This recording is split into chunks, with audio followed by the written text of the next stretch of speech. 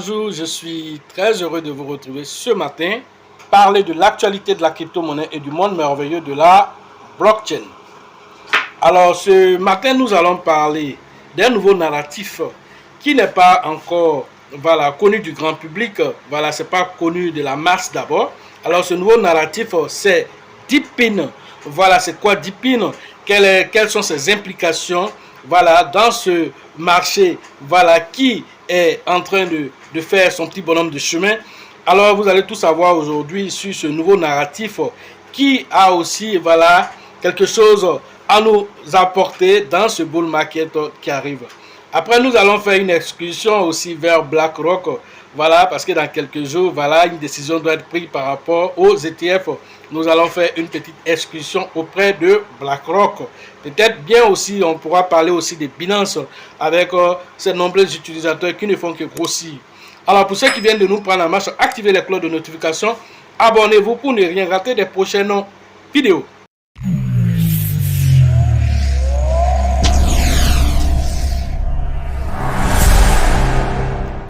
Alors, lorsque nous sommes dans un marché, on va dire haussier, alors certains concepts voient le jour. Alors plusieurs concepts, plusieurs narratifs se succèdent.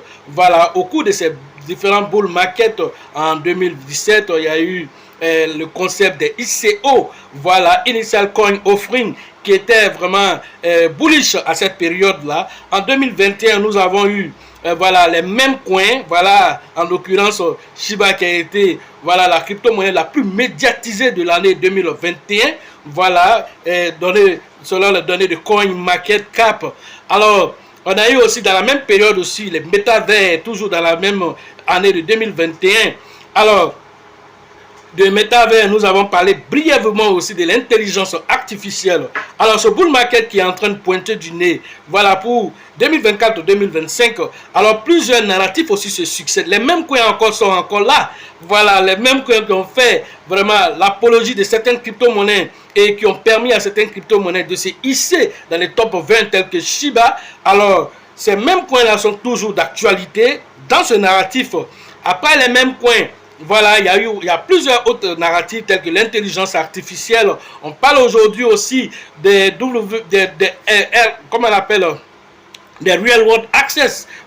Donc ça c'est un narratif qui est aussi d'actualité. Pourquoi? Parce que BlackRock en a parlé. BlackRock a parlé de la tokenisation des actifs réels, c'est-à-dire quitter le monde réel avec des actifs pour les envoyer dans la blockchain. Alors c'est de ça qu'il est question. Maintenant nous parlons de DeepIn. C'est quoi DeepIn?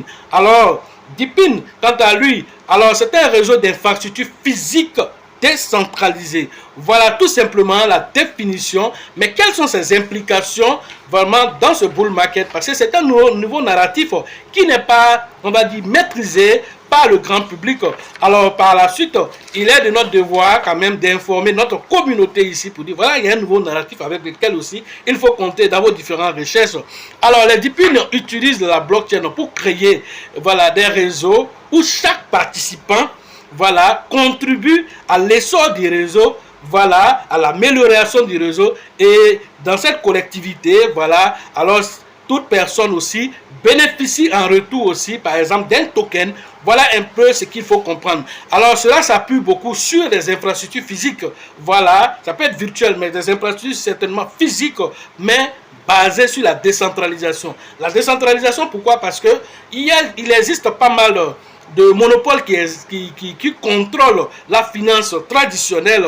Alors quand vous voyez le géant Facebook, quand vous partez, que vos données que vous mettez sur Facebook, alors n'oubliez pas qu'on vous dit que c'est gratuit, mais il n'y a pas de gratuité. Alors Facebook récupère ces données et va monétiser ces données-là. Et si on vous dit que par heure ou bien même par minute, Facebook peut faire $100 sur vos publications que vous faites, vous serez certainement étonné de cela, mais c'est ce qui se passe et on vous présente ça comme quelque chose de gratuit. Et si maintenant, grâce à la tokenisation des actifs, grâce au DeepIn, que maintenant vos différentes informations peuvent passer vraiment sur un réseau qui est décentralisé, mais toutefois vous recevez des tokens, vous recevez des récompenses. Voilà ce que le DeepIn vient pour apporter comme innovation nouvelle simplement pour répondre au monopole.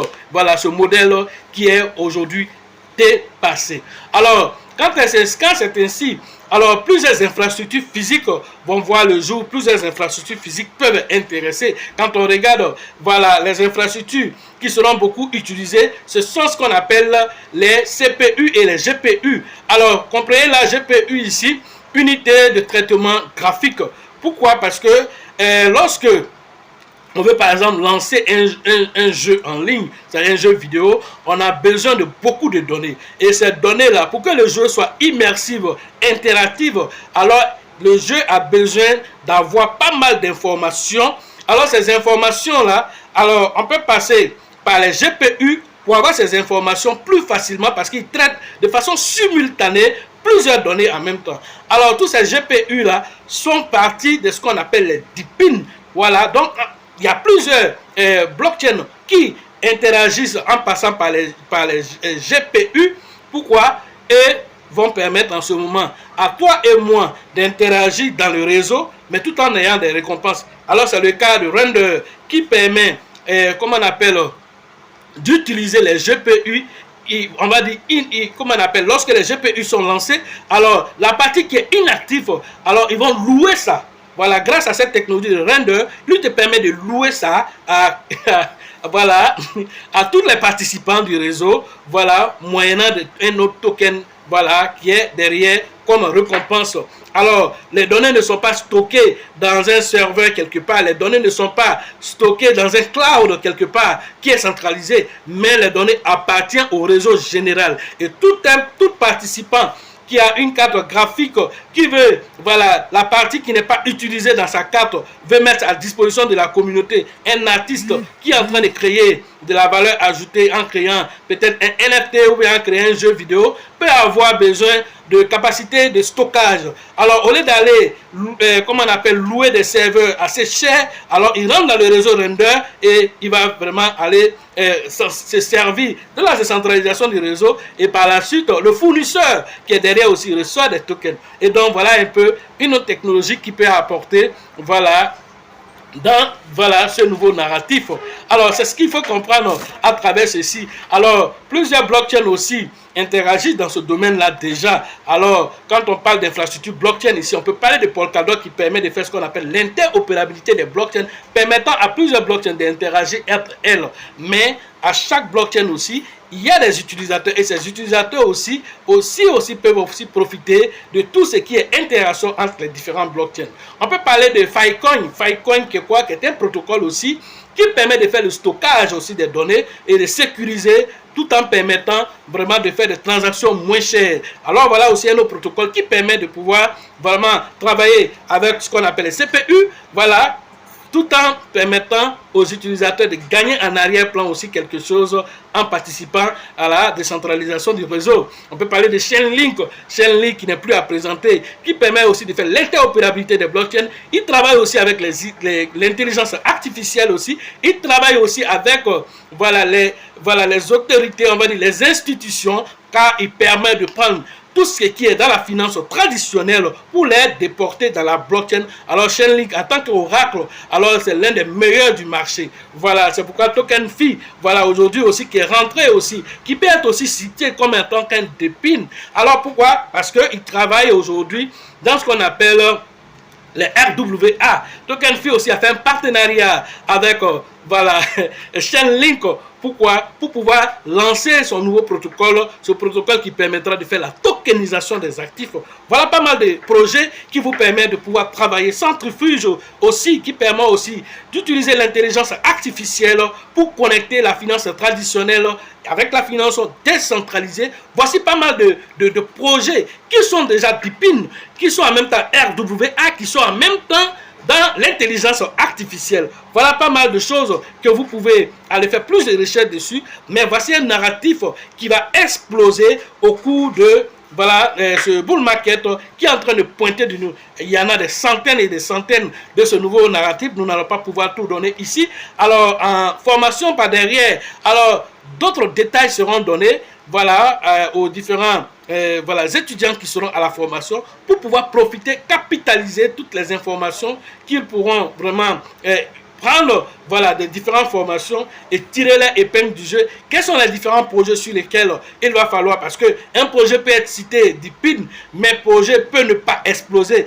Comment sélectionner ce projet-là? Pourquoi sélectionner ce projet? Qu'est-ce qui nous dit que ce projet sera voilà, un projet qui sera utilitaire pour la communauté, et même ce sera un projet où les finances vont transiter là-bas, parce que c'est vrai, plus de 27 000 milliards, voilà, pour certains, de 17 000 milliards, qui va transiter, voilà, dans le monde de la crypto-monnaie. Mais quelles sont les crypto-monnaies qui seront impactées par ce flux constant et régulier qui viendra dans le monde de la crypto-monnaie? Là reste la question à 10 000 $.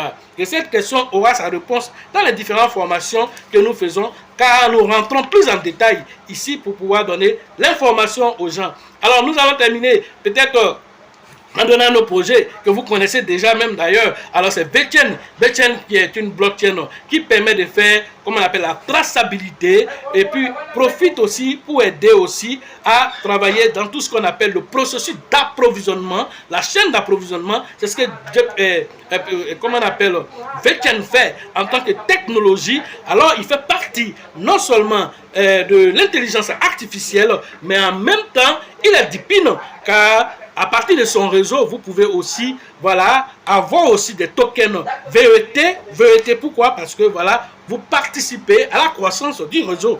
Voilà, des infrastructures, voilà, physiques et même virtuelles qui permettent quand même de rentabiliser tout en restant toujours vraiment dans le chemin, voilà, d'être voilà, utilitaire à la communauté, mais tout en étant moins cher à l'utilisation, mais plus important, être décentralisé. Voilà ce que nous pouvons vous donner comme information, voilà, sur le projet, voilà, qui est voilà, le nouveau narratif qu'on appelle DePIN, voilà, qui n'est pas encore connu du grand public. Nous avons voulu rapidement voilà, vous donner des informations là-dessus, afin que chacun puisse faire aussi ces différentes choses.